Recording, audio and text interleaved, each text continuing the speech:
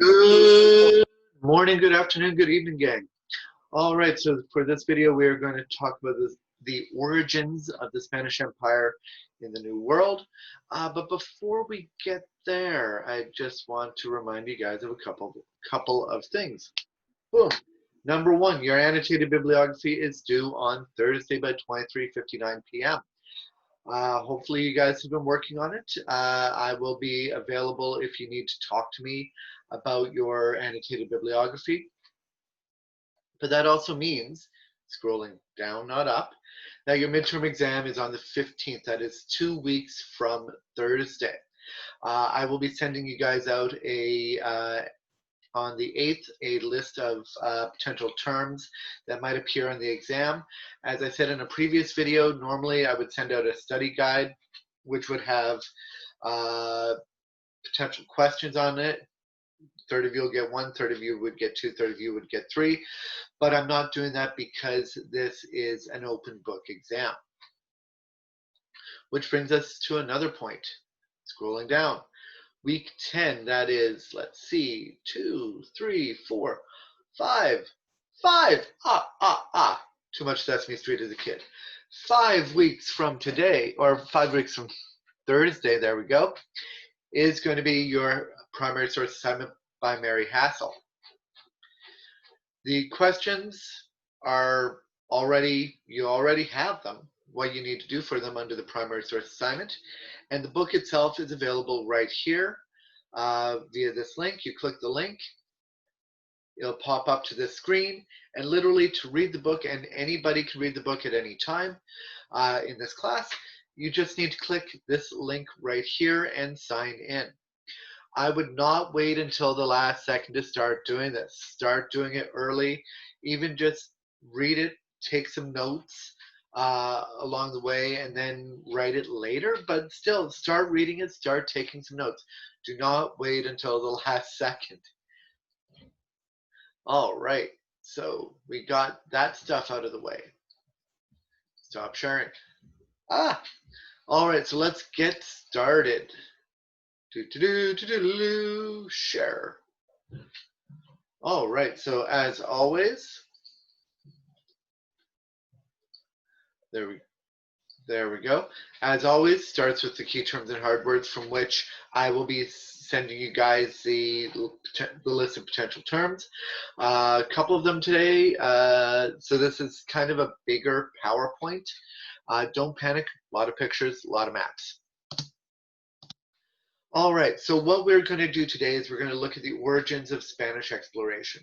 We're going to look at some of the reasons behind Spain deciding to go out and explore. Then we're going to focus in on Christopher Columbus and his voyages. We're going to look at La Isabela and Santo Domingo on the island of Hispaniola. Don't worry, I have a map coming. And then we're going to look at Santiago de Cuba and San Cristobal de Havana, Cuba, Santiago, Cuba. So just give you guys an idea of where we're going today. So let us first talk about the Spanish reasons behind exploration. Sweet, sweet caffeine. And I'm going to talk about two primary reasons. I'm going to talk about the economic reasons. I'm going to talk about the political reasons. And then I'm going to talk about this group called the Conquistadors. Now, I argue that there are two major motivating factors behind Isabella and Ferdinand of Spain initially supporting Columbus's voyages: economics and politics. And we're going to step back a bit in time and talk a little bit about the Crusades. Now, the Crusades, there we are. The Crusades, well, they are a series of a series of military expeditions from Western Europe, often, but not always, against the Middle East, aimed at taking Jerusalem back for the Christians between 1096 and 1272 CE. If you've ever played the Paradox game, Crusader Kings 2, or are currently playing Crusader Kings 3, you're probably familiar with Crusades. But the Spaniards, well, the Spaniards did not did not participate in the Crusades. We'll talk about why in a minute. They did engage in the expanded trade and the expanded trade networks that resulted from the Crusades and became integrated into these expanded trade networks. So as we can see in the map, this map just looks at the first three Crusades. So First Crusade starting Toulouse and Metz, going all the way trying to capture the Holy Land. Second Crusade, about 50 or so years later, going to try to protect the Holy Land. And then the Third Crusade, similar. I think it's either the Fourth or Fifth Crusade. Basically, the Crusaders get to Constantinople, modern day Istanbul, and basically say, screw this, we are going to just attack Constantinople, take stuff, and then head back home. So, trade, economics. There we go. Economically, one of the most important imports, one of the most important things coming into Western Europe was the introduction of various spices to the European cuisine. Now, I know. You must be thinking to yourself, why was something as common as spices, why would that be valuable? I could go to Safeway, I could go to Sobeys and pick up a package of McCormick's seasoning for under $5. Well, part of it came due to lack of refrigeration, because spices would make food, particularly meat, last longer. And I mean, we are familiar with cured meats here in Saskatchewan, and most European cultures had some form of cured meat. It could range from salt cured meat to the more common cured sausages that would extend the shelf life, to use the common term, of the meat. So in Saskatchewan, we have a large Ukrainian population. So we got, Ukrainian and Polish population. So kielbasa, there we go, pardon my pronunciation, very, very popular. For those who enjoy Spanish cuisine, we have chorizo sausage. For those who, such as myself, who enjoy some Cajun cuisine, I lived in Louisiana for years. We have andouille sausage. So spices will extend the shelf life of the meat by curing sausages, for example. Additionally, instead of throwing out meat that might be on the cusp of turning bad, you can add a bunch of spice to make it taste better, or taste at least edible. I don't know how many of you guys out there go hunting, but when you take down a deer, that leaves you with a hell of a lot of meat. Now imagine trying to deal with that amount of meat without a deep freeze, without a freezer. You're going to have to figure out a way to make that meat last as long as you can, and make it able to feed your family. Spices helped with that process. And so we're going to be talking about spices such as ginger, cardamom, cinnamon, nutmeg, but especially, and you might be thinking this weird, black pepper. Now, there were a couple of problems with the growing European desire for spices, because that was, well, where the good stuff was located. Most of the good spices came from South Asia, so we're talking modern day India, Pakistan, Bangladesh, that area, China, modern day China, and the Pacific Islands, so Philippines, Indonesia, that area, which was just a small distance away from Western Europe. So you would have traders going along what was known as the Silk Road or the Spice Road, going from where the product is located to where the market is, as well as going the sea route from where the good stuff is to where the market's located. And so what would happen is a trader, say in Guangzhou, would buy the spice at cost. Let's say, and I'm going to use modern money, let's say they bought 10 kilograms of pepper for $100, right? And so what would happen is as you would go through every major city, you would have to often pay a tax on what you're bringing through. So that tax could be 5 or 10%. So let's say 10%. So the first city you hit, all of a sudden, your cost goes from $100 for the spices to $110 plus the taxes that you're paying. Next city goes to $121, compound taxes. You're now paying 10% on $110, so on and so forth. So that 1, 2, 3, 4, 5, 6, 7, 8, 9, 10. 10. So let's say you go through 10 cities, you pay $10 the first city, $11 the second city, $12 the third city, $13, if my math is correct, fourth city, $16 city 5, $18 city 6, $20 city 7, $23 city 8, $25 city 9, and probably $30 by the time you get to Antioch or Tyre. So 20, 40, 60, 80, 110, plus about 50, that's 160. So now by the time you get from Guangzhou to, let's say, Tyre, you have spent just on your goods from the initial $100 for 10 kilograms, you've now spent $275 just on the goods. And that doesn't include protection. This is a long, dangerous trek. This does not include food and water for your trip. So that $275 is just for 10 kilograms of goods. And so merchants would by the time they get to Tyre or Antioch, they would have to make a profit. So they spend $275 just on the goods.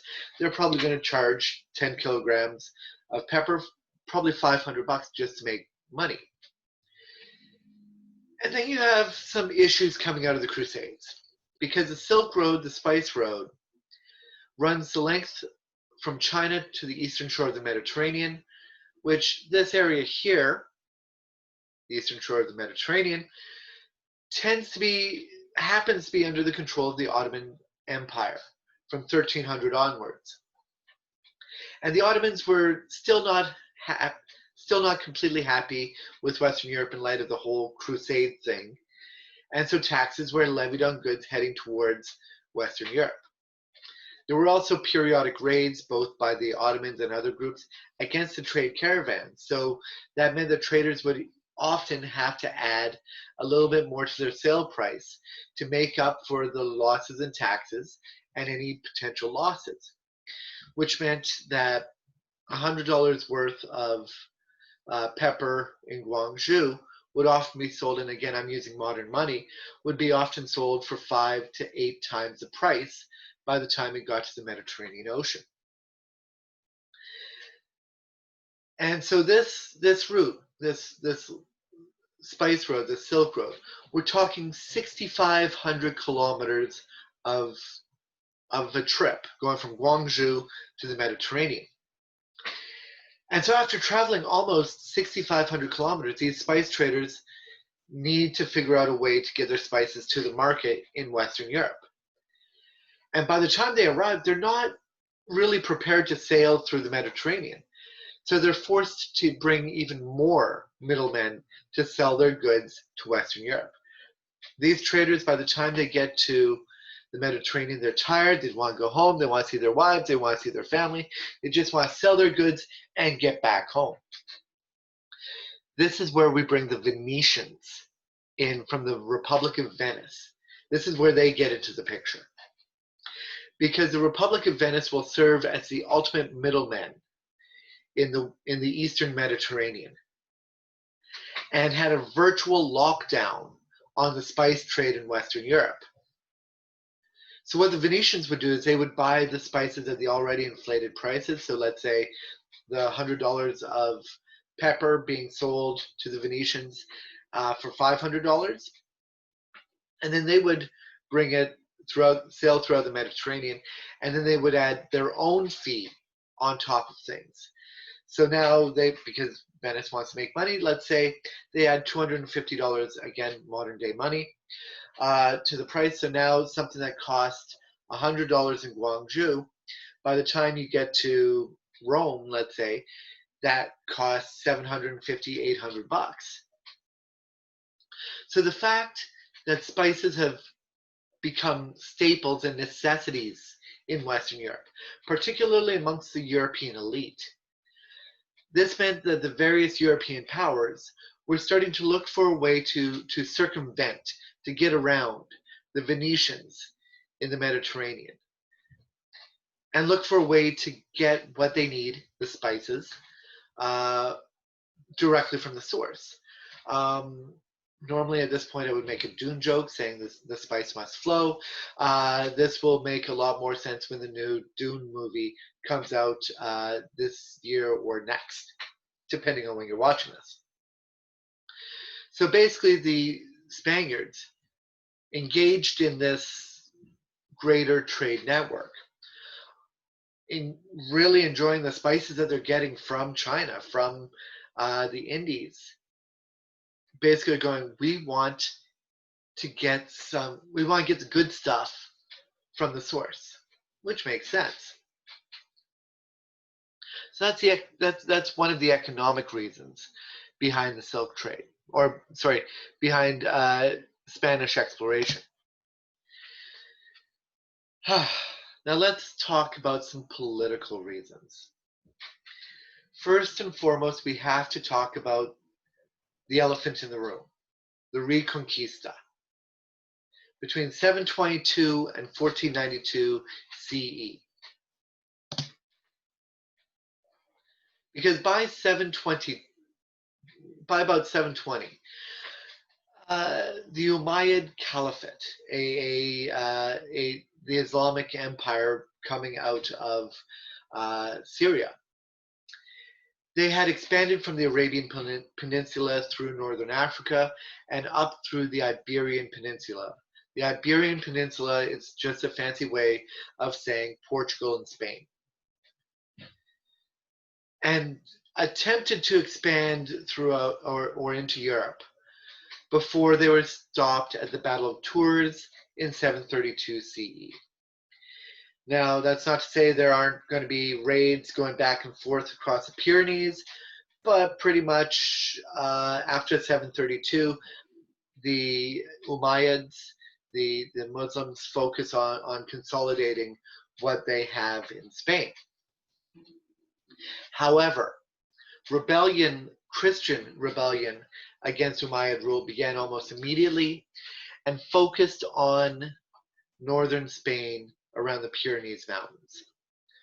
And so what you have is you have an almost 700-year war between the Umayyads, between an Islamic empire and the Spanish. And the end of the Moors, as the Muslims were referred to in Spain, came when the kingdoms of Aragon, Aragon, and the kingdoms of Castile were united with the marriage of Queen Isabella I of Castile and King Ferdinand II of Aragon in 1469. Castile and Aragon come together with the marriage of Isabella and Ferdinand. Now, before I continue, it is Aragon, not Aragorn. And I have to say this because I had a student in a European history class literally write a paper on Isabella and Ferdinand. And they made the mistake of typing Aragorn every time they meant to say Aragon. Aragon is a location in northern Spain. Aragorn is a fictional ranger who kills orcs. So please don't get them confused. So with the unification of Castile and Aragon into one large Spanish state, that allowed them to finally push the Moors, push the Muslims out of the Iberian Peninsula. Another thing that Isabella and Ferdinand did in 1480, they established the Spanish Inquisition, which nobody expects. It's a Monty Python joke. I know at least one of you guys that are laughing out there. The last Moorish foothold, the Emirate of Granada, was conquered and annexed by Ferdinand and Isabella in 1492. So looking at this map, we can see prior to 914, basically only this area was, this area was under Christian control. A little bit of expansion between 914 and 1080, more expansion 1080 to 1130, little bit between 1130 and 1210, a lot between 1210 and 1250. Then between 1250 and 1480, that little sliver between 1480 and 1492, they finally took over Granada. So this was a 700-year process. But what this meant for Spain was that in 1492, Spain had large armies and groups of young men trained in the arts of war who don't really have anything to do other than to help persecute non-Christians. That's what they've been doing for the past 30 years by this point. That's what they're used to,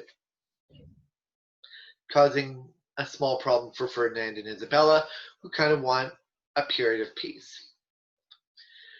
So that's the Reconquista.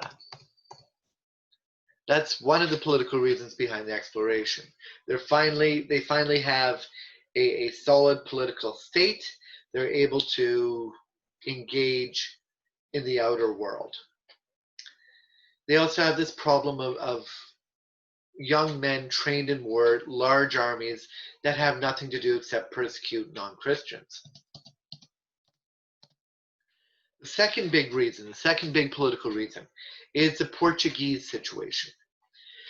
That is the direct competition with Portugal. Because Portugal had removed the Moors, had removed the Muslims from its borders around 1250 CE. So Portugal had almost 250 years of political stability over Spain. Now, the man I want to talk about with respect to Portugal is this man right here, my left to your right, Prince Henry the Navigator, 1394 to 1460.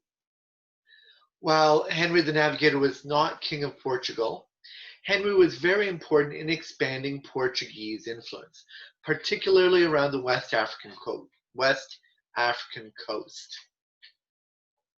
Because Prince Henry, was the primary patron of Portuguese exploration in the 15th century.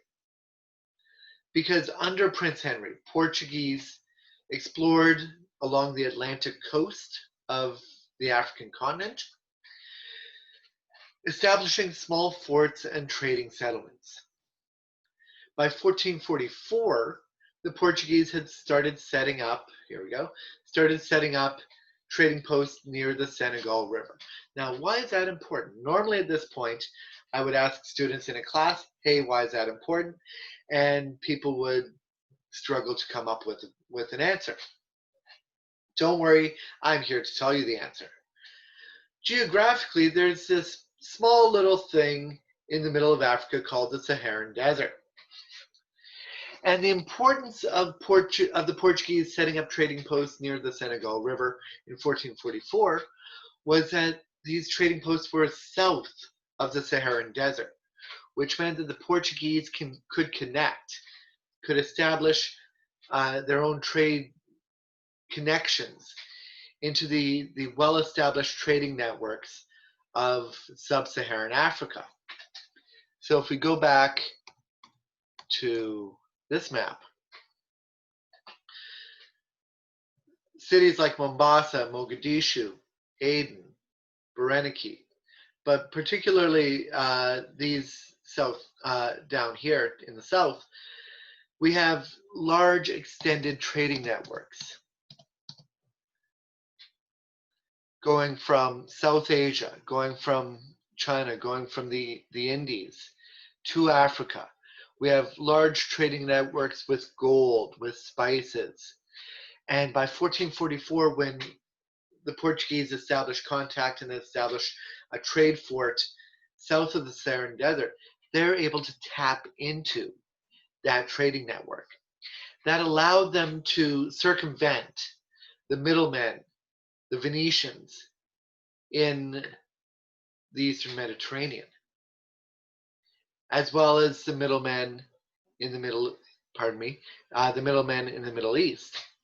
So basically, goods come to Mombasa, goods come to Mozambique, goods come to Mogadishu, and start finding the way into Africa, which are much cheaper than the goods arriving at the Mediterranean coast. And so from these African trading ports, the Portuguese were starting to get not only spices, but also gold, silver, other precious metals, and slaves. What this meant is that not only had the Spanish just got rid of the Moors and established their political state in 1492, but now they had one of their natural competitors, Portugal, starting to become more economically and more politically powerful. So the Portuguese focused on going and establishing itself along the coast of Africa. Under Henry the Navigator, we have Portuguese going to the Canary Islands, going, as I said, to the mouth of the Senegal River. We have Bernal Diaz, 1487, 1488, going all the way south of the Cape of Good Hope. Vasco da Gama, 1497 to 1498, going from Lisbon to South Asia and establishing Portuguese contacts there. So Henry the Navigator, really the patron of Portuguese exploration, and the fact that Portugal, small little country, natural competitor to Spain, is starting to make more money, starting to establish itself as a trading empire, really puts a pressure on Ferdinand and Isabella. So I'm talking a lot in this video. I feel like I'm talking a lot in this video, so I'm going to end today talking about the conquistadors before focusing the next video on Christopher Columbus and his voyages. So let's talk about the conquistadors. Now, Spanish exploration, initially, it started with primarily military expeditions, with colonization occurring after the initial exploration. So I've talked about some conquistadors already. I've talked about, I've blanked for a second. Talked about Cortez. I've talked about in Central America when I talked about the Aztecs. When I talked about the Incans, I talked about Pizarro. These were initially military expeditions with colonization happening afterwards. This is much different from, say, the English. With the English, we talked about with respect to Jamestown, their military expedition and colonization effort effectively were one and the same. Jamestown was, boom, established as a colonization effort / military expedition. What the Spaniards did is they sent the military expedition first, and then the colonization came afterwards.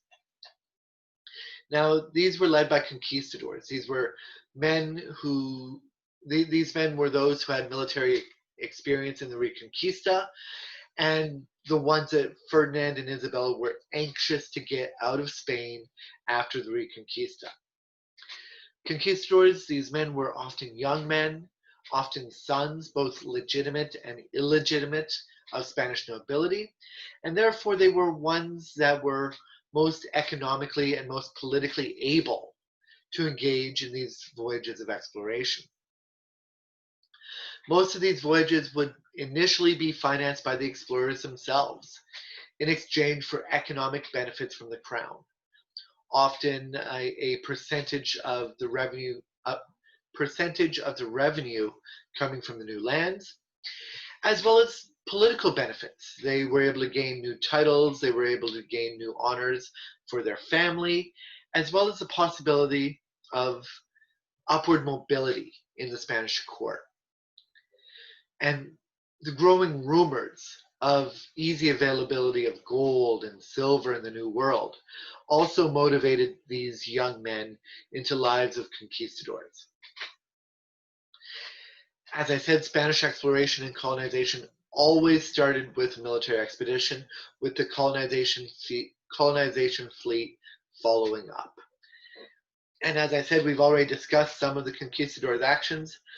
Cortez in Mexico, Pizarro against the Incans. So I'm going to focus in the next video on the initial conquest and colonization of the Caribbean in Hispaniola, that is modern-day Haiti and the Dominican Republic, as well as Cuba. So, talked a lot in this video, so I'm going to stop here. Don't forget, annotated bibliography due on Thursday. Midterm exam 2 weeks from Thursday. All right, again, I'm going to stop talking here. I'm going to let you guys go forth, slay dragons, and start reading the Hassel book. All right, see you guys in the next video. Bye.